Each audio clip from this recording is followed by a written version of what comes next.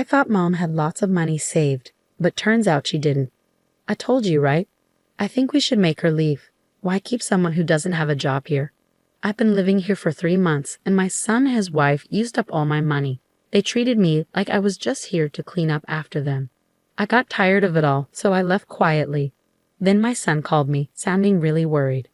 Mom, what's happening? Tommy asked urgently on the phone. Right around that time, something I did became big news all over the United States. My name is Sarah, and I'm 70 years old. I lived in France for a while, but then I got sick and had to come back to the United States. My old apartment was gone, so I asked my son Tommy and his wife if I could stay with them for a bit. Tommy is my only son, and he's 44 years old, working in an office. He and his wife Alice don't have any kids, and they seem to live quietly. We lost touch while I was away, but I decided to reconnect, and Tommy seemed happy to hear from me. I explained my situation and asked if I could stay for a bit. Tommy reluctantly said yes. It felt awkward to ask, but the joy of being with my family again made me brave. Feeling a bit nervous but mostly happy, I took a taxi from the airport to their house. When I got there, Tony and Alice greeted me at the door. Tommy seemed glad to see me, but Alice didn't look happy at all. I'm planning to stay here for a few months. My stuff will arrive later, I told them. I left my small bag and went to the living room. We talked about our lives, jobs, and my time in France. When Tommy asked why I moved to France, I just said, I'm getting old and wanted to enjoy living in the countryside there. Tommy chuckled, but Alice still seemed unhappy. Then we talked about my health issues. I've been feeling really dizzy and the doctors think it might be Meniere's disease. When it happens, everything seems to spin around me and I feel sick. I don't feel safe living alone, so I wanted to stay with them until I feel better. After our chat, I went back to the entrance to grab my things from my bag. As I was sorting out my stuff in the hallway, I heard Tony and Alice talking. Tommy, are you really okay with Mom staying here? I don't want to live with an old lady, Alice said. She's my mom, come on. Plus, you work part-time, so it's not like you'll always be here, Tony replied. Yeah, but what about her days off? How long is she going to stay? I want her gone, Alice insisted. Don't say that. Mom will leave eventually. Let's talk about money tomorrow. Just keep your voice down. She might hear you, Tony warned. She can't hear us. She's old. They say old age brings sharp ears for insults, Alice remarked. And there I was, listening to their talk in the chilly hallway. I feel bad for suddenly intruding on Tommy and Alice's lives. I'm sure it's a big hassle for them. But I'm really happy to be spending time with them after all these years apart. When Tommy was young, I raised him alone after my husband passed away.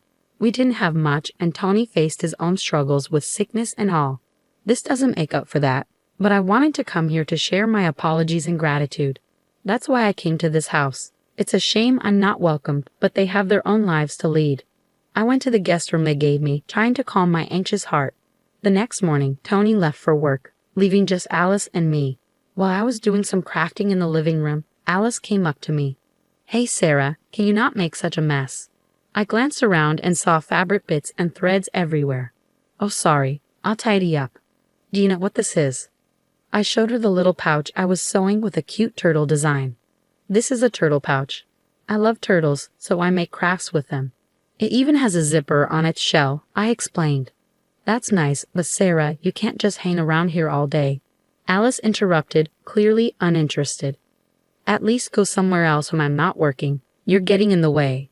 But I get dizzy if I go out too much, I said. I'll drive you to the community center nearby. You can stay there during the day. I have things to do at home, Alice said firmly, without room for discussion. And also help with the chores while you're here. You're not just here to relax. It's the least you can do since we're letting you stay, she added, leaving me surprised. So I finally said, okay, and got up slowly. From then on, I found myself doing all the housework, even though I felt dizzy and achy. I took on the chores that Alice and Tommy seemed to expect me to do, almost like I was their housekeeper. I noticed that Alice was always glued to her phone, maybe neglecting the housework before I arrived. That evening, when Tommy came home, he approached me with a smile and asked, Mom, did you bring your bank card? I looked at him over my reading glasses, nodded, and got up. I took out my bank card from the little pouch I made and handed it to Tommy. He quickly checked it, and his expression changed. Wait, Mom, is this all the money you have saved? Do you have any other accounts? He asked, his face tightening. That's all I have. I don't need much at my age, and I don't have any health problems, I said, smiling. But as the conversation went on, Tommy's expression grew darker. Wow, this isn't much money at all, not even $10,000. You said you were living well abroad, so I assumed. Tommy kept questioning me, asking if I had more money hidden away. When I said no, he sighed and seemed disappointed. Fine, I'll keep hold of this card for now. I'm doing you a favor by letting you stay here, so this is the least you can do. After Tony got my account details, he took my bank and debit cards and left the room. That night, as I lay in bed, I could hear Tony sighing loudly through the wall that separated our rooms. Oh, what a disappointment. I thought Mom had a lot of money. But it turns out our finances are in bad shape because of her. I shouldn't have agreed to let her stay. We should kick her out. She's not bringing us any benefits, Tony complained. It seemed like both of them were pretty sure of themselves. They talked openly in the next room, almost as if they wanted me to hear.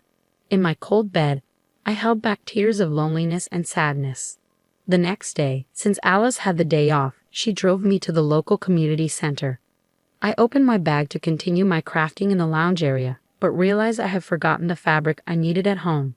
I hesitated but couldn't bring myself to ask Alice to go back and get it. Luckily, I wasn't feeling too dizzy that day. I knew the area, so I decided to take a walk back home to get the fabric. When I finally reached home, I peeked through the window and saw Alice with a man I didn't recognize. At first, I thought he might be a guest, but they seemed really close. I hesitated outside for a moment, then decided not to go in. It dawned on me that maybe they wanted me out so I wouldn't interrupt their affair. Back at the community center, I couldn't stop thinking about Alice and the man. I decided to call someone for advice. From then on, I avoided mentioning the situation and continued interacting with Tony and his wife. But whenever I left the house, I made sure to leave a red turtle pouch on the living room side table, just to let them know I was aware of what was going on. 3 months went by like this. I had been staying with Tony's family for a while now, essentially becoming their household maid. Whenever I was at home, I had to do endless chores. And when Alice was around, I was sent off to the community center. Most of my savings had been drained by Tommy, who had a gambling addiction and spent a lot of his time on lotteries and slot machines. His obsession with money seemed to stem from the financial struggles he faced as a child. I tried to talk to him about it at first, but it always made him angry. After 3 months of this, I couldn't take it anymore. One night before a long weekend, I decided to do something I had been thinking about. Tommy, Alice, I want to thank you for letting me stay with you. Tommy, I know things were tough for you when you were young because we didn't have much money. I'm sorry for all the trouble I've caused, but I'm grateful. I took out a homemade turtle pouch from the table. It was green with a zipper on the shell. This is a token of my appreciation for both of you. I hope you'll accept it. To my surprise, neither Tony nor Alice showed any interest in my handmade gift. Mom, that's enough. Are we really out of money? Can't you think of some French account or something? Tony said, I've told you, we're out of money. Look, I put a lot of effort into making this. Can't you just accept it as a symbol of my love? Remember how happy you used to be when I would fill the shell with candy and a little pocket money? Tommy started getting more and more irritated. I'm not a kid anymore. I don't want something like this. Sarah, how much longer do you plan on depending on us? It's getting annoying, Tommy continued. Both Tony and his wife gave me a cold look. Desperate, I tried to remind Tommy. Do you remember Joe? He helped us out in our old apartment. What? I don't remember. Stop bringing up old stories. Are we done? Shocked into silence, I held onto the turtle pouch tightly, feeling the texture of the paper inside. The next day, Tony and his wife went on vacation, leaving me behind. After our conversation the night before, I had decided it was time for me to leave as well. So I quickly packed my bag with the help of an arranged carrier and sent it off to my home in France. I made sure to include the red turtle pouch in my carry-on bag. Before leaving, I left a simple note on the table thanking them and saying goodbye, and then I left the house where I had been staying for 3 months. Instead of going straight home to France, I stayed in a hotel in the US for a while. I had things to take care of, and I figured Tony and his wife would contact me eventually. Sure enough, about 2 weeks later, Tony called me. Mom, what's going on? That turtle pouch, it's yours, right? I could hear Tony's frustration over the phone. Ah, you noticed. I wasn't surprised when I saw the news on TV. Inside the turtle-shaped pouch that I had planned to give to Tony and his wife was a check for $1 million. It was my way of thanking them for all they had done for me and apologizing for any trouble I may have caused them in the past. Some people might think it's shallow to make amends with money, but I had been dreaming of the day when I could give it to them, saving up bit by bit over the course of 40 years. Before meeting Tony after a long time, I did some investigating and discovered that he was in debt. He had tried to pay off his gambling debts by gambling even more, only to find himself in even deeper trouble. Despite having a steady job, he was struggling. All I wanted was for him to clear his debts and leave peacefully, but when I offered to help, they refused to accept my gesture. It seemed like they had completely forgotten about the kindness they had shown to my family and me in the past. So I decided to divide the $1 million check into smaller sums and donate them to charities and welfare organizations across America. I put the donations in the same handmade turtle pouch and sent them anonymously. The turtle pouch became a sensation, making headlines and trending on social media. On social media, Alice's son commented, "Hey Mom, isn't that the turtle pouch?" "Yeah, mate. So does that mean you were going to give us one filled with money too?" "Yes, exactly. That was my way of saying thank you and I'm sorry. I've been making both the pouch and saving the money to give to you." "Well, you could have told us. We would have accepted it. If you didn't want my feelings, then you don't need my money either." Tony's voice was filled with rage as he yelled on the phone, completely losing control. "That money belongs to me. How dare you trick me? Give it back." I couldn't bear to listen any longer, so I pulled the phone away from my ear. After a moment, I spoke up. "Okay, let's calm down. You're giving me a headache. There's one more turtle pouch left, and if you really want it, it's yours." After some time, Tony finally calmed down and repeated his request for the turtle pouch. We agreed to meet later at a cafe. On the appointed day, I brought the last red turtle pouch in an envelope to our meeting spot. Tony and his wife were already there and immediately demanded the money before I even had a chance to sit down. As I quietly took out the red turtle pouch, Tony grabbed it immediately and unzipped its shell. But inside wasn't a check. It was a small electronic device. "What's this?" Tony asked, puzzled as he examined the device. He found a button and pressed it, and a voice recording started playing. Alice, who was standing next to Tony, went pale as she heard her own voice talking affectionately with another man, someone who clearly wasn't Tommy. Confused and shocked, Alice tried to snatch the recording from Tommy's hand, but he held onto it tightly. As they struggled, I opened the envelope I had brought and laid out several photos on the table. Pictures of Alice having an affair with another man in their home. Confronted with undeniable evidence, Alice became flustered and kept asking why. Tommy picked up each photo, studying them carefully. "Ever since I came to your house, something didn't feel right. A friend suggested I hire someone to investigate, and they even offered to cover the costs. What's wrong with you? Why would you do this?" Alice demanded. "You're my son's wife. It's heartbreaking to think that family would deceive each other. You'll understand when you're older. I suppose fate brought me here to uncover your infidelity." "Have you been lying to me all this time? Since when, Tommy?" Tony remained silent, and now it was Alice's turn to speak. "And what about you wasting all our money on gambling? I only spend what I earn, and you have your part-time jobs, so you should have some money saved up too." Listening to their argument, it became clear that this couple had been keeping their financial struggles hidden until now. Neither of them had any money left. "Alice, you were $40,000 in debt. You've been giving all your earnings to your affair partner. I had the investigator check your finances." Both Tony and Alice were shocked, and they started shouting at each other. I was stunned when I heard the results of the investigation. This couple was on the verge of bankruptcy. "Look, if we get Mom's money, we can pay back the debt. So give it to us now." I donated all the money. The only thing left is this red turtle figurine. He wasted my savings on gambling. "What? You're kidding me. All of it?" In a fit of anger, Tony lunged at me across the table. Other customers started to pay attention, and the staff rushed over. "The $1 million is mine. It was supposed to be mine. Give it back." Tony's rage escalated to the point where the police had to be called to restrain him. After some intervention from the officers, they kindly escorted me back to my hotel due to concerns about Tony's aggressive behavior. A week later, Tony and Alice's relationship had completely broken down due to the affair and financial troubles. They ended up getting divorced. Tommy, now single, became even more engrossed in gambling, accumulating more debt. He was caught attempting to embezzle company funds, which led to him being fired. His outburst at the cafe was captured on video and spread on social media, making it hard for him to find another job.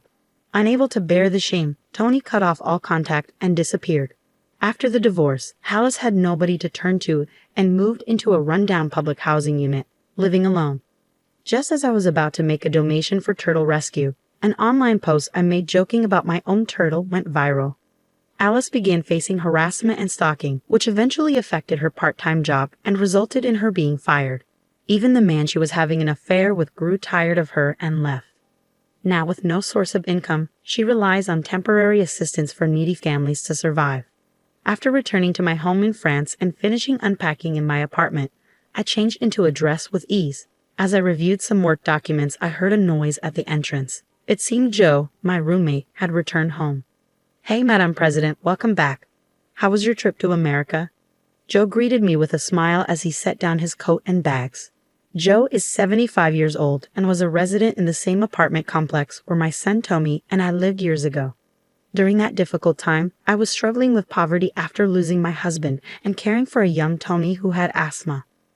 We had no utilities, and with no one to turn to, I felt desperate and considered giving up. It was Joe and his wife, our upstairs neighbors, who saved us. They became our lifelines. Please call me Sarah. I'm back, and look, I brought back many souvenirs. Wow, all my favorites. Thanks. I'll take some to the storytelling event at the community center tomorrow.